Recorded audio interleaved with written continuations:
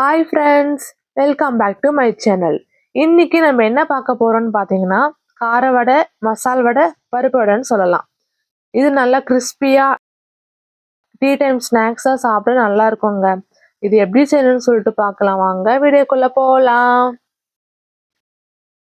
பாருங்க, இதுதான் கடலைப்பருப்பு. நான் 1 கப் அளவு கடலைப்பருப்பு எடுத்திருக்கேன். இது நல்லா ஒரு 3 டைம் வாஷ் பண்ணி எடுத்துக்கலாம்.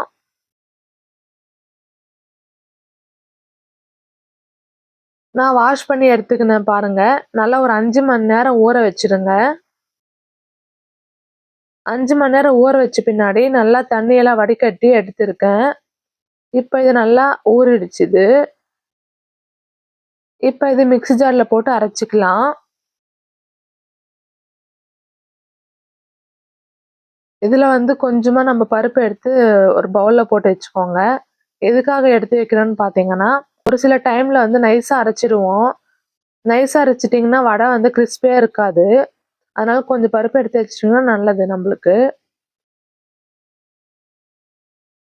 பாருங்க, இப்ப தேவையான பொருட்கள் எல்லாம் போட்டுக்கலாம். நான் காரத்துக்கு தேவையான அளவு காஞ்ச மிளகாய் போட்டிருக்கேன். ஒரு 5 போட்டிருக்கேன். இஞ்சி ஒரு துண்டு, சோம்பு ஒரு 1/4 ஸ்பூன் போட்டுக்கோங்க.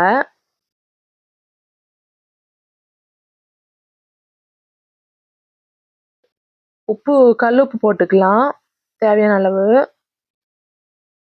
2 பூண்டு போட்டுக்கலாம்.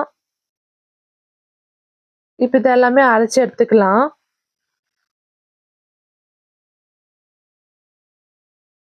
பாருங்க, இதெல்லாம் அரைச்சு எடுத்துட்டு வந்தாச்சு. இப்ப அந்த பருப்பு இதுல போட்டு மிக்ஸ் பண்ணிக்கலாம்.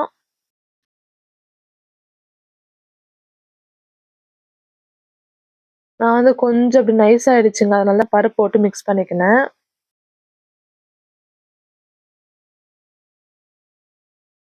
இப்ப இதுக்கு தேவையான பொருட்கள் எல்லாம் போட்டுக்கலாம். 2 வெங்காயம் கட் பண்ணி வச்சிருக்கேன்.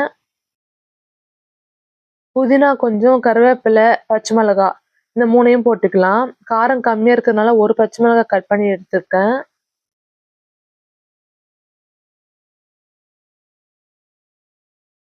பசங்க சாப்பிட்ற மாதிரி இருந்தா நீங்க காஞ்ச மிளகாய் போட்டீங்க பாருங்க, அப்பவே கரெக்டா உங்களுக்கு காரம் எவ்வளவு வேணுமோ அந்த அளவுக்கு காஞ்ச மிளகாய் போட்டு அரைச்சிடுங்க.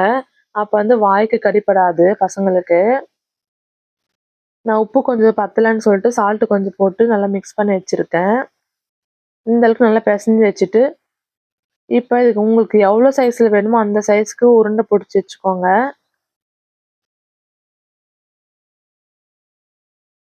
இந்த மாதிரி தட்டில் நல்லா உருண்டை பிடிச்சி வச்சிங்கன்னா உங்களுக்கு ஈஸியாக இருக்கும். வடை தட்டி எண்ணெயில் போடுறதுக்கு ஈஸியாக இருக்கும் உங்களுக்கு. கொஞ்சம் உருண்டை பிடிச்சி வச்சிருக்கேன், கொஞ்சம் அப்படியே வச்சிருக்கேன்.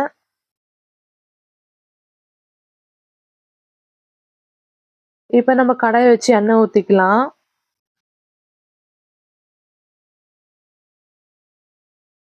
பாருங்க, எண்ணெய் ஊற்றி வச்சிருக்கேன். இது எண்ணெய் காஞ்சிச்சான்னு பார்க்கறதுக்கு கொஞ்சமா மாவு எடுத்து எண்ணெயில் போட்டு பாருங்க. நல்லா இந்த மாதிரி பொரிஞ்சிச்சுன்னா இப்போ எண்ணெய் காஞ்சிருச்சு.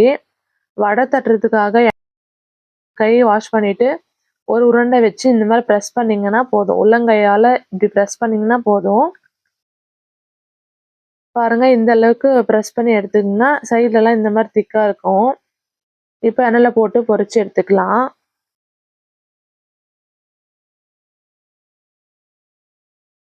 ஒன்று தட்டி போட்டுக்கலாம் எண்ணெயில். ஒரு பக்கம் வெந்தோடனே ஒன்று திருப்பி போட்டுக்கோங்க.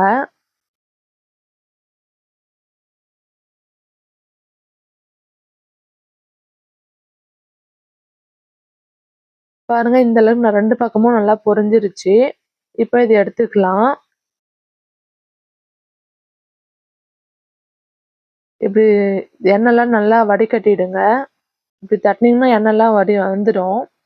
இப்போ மீதி இருக்க மாவு சொன்னேன் பாருங்க, அந்த மாவு என்ன பண்ணுங்கன்னா இந்த மாதிரி சின்ன அந்த பக்கோடா மாதிரி போட்டுடும். பக்கோடா மாதிரி போட்டுக்கிங்கன்னா நல்லா சாப்பிட இன்னும் கிறிஸ்பியா இருக்குங்க.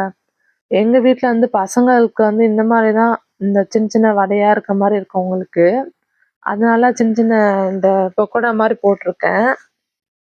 அவங்களுக்கு இப்படிதான் பிடிக்கும். அதனால அவங்களுக்காக கொஞ்சமா போட்டுருந்தேன். அப்புறம் எங்க ஹஸ்பண்டுக்கு வந்து ரொம்ப மெலிசா இருக்கணுங்க. மெலிசா தட்டி போட்டா தான் அவருக்கு இன்னும் கிரிஸ்பியா வேணும்னு சொல்லிட்டு மெலிசா வேணும்னு கேட்பாரு. அவருக்காக ஒரு 4 வந்து மெலிசா தட்டி போட்டிருக்கேன். அவ்வளோதாங்க வடை ரெடி ஆயிடுச்சு.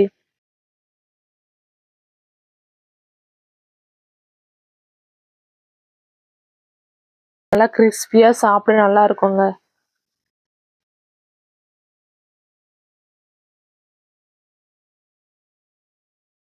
எங்க வீட்ல வந்து அடிக்கடிக்கு வடை செஞ்சு சாப்பிடுவோங்க.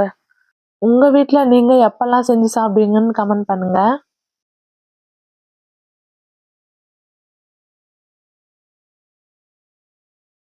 எங்க ஹஸ்பண்டும் ஈவினிங் ஆஃபீஸ்லேருந்து வர டைம் ஆயிடுச்சு.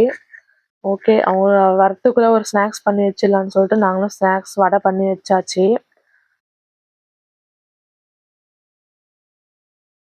டீயும் வச்சுட்டு வடையும் செஞ்சு எடுத்துட்டு வந்துட்டோம். ஒரு பக்கம் டீயை குடிச்சுன்னு ஒரு பக்கம் வடையும் சாப்பிட்டா எப்படி இருக்கும்? செம்ம டேஸ்டா இருக்குங்க.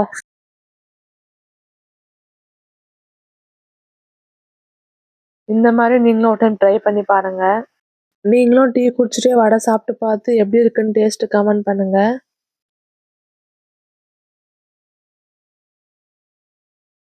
இந்த வீடியோ உங்களுக்கு பிடிச்சிருந்தா லைக் பண்ணுங்க, ஷேர் பண்ணுங்க, சப்ஸ்கிரைப் பண்ணுங்க, மறக்காம பெல் ஐக்கனை கிளிக் பண்ணிடுங்க. தேங்க்ஸ் ஃபார் வாட்சிங்.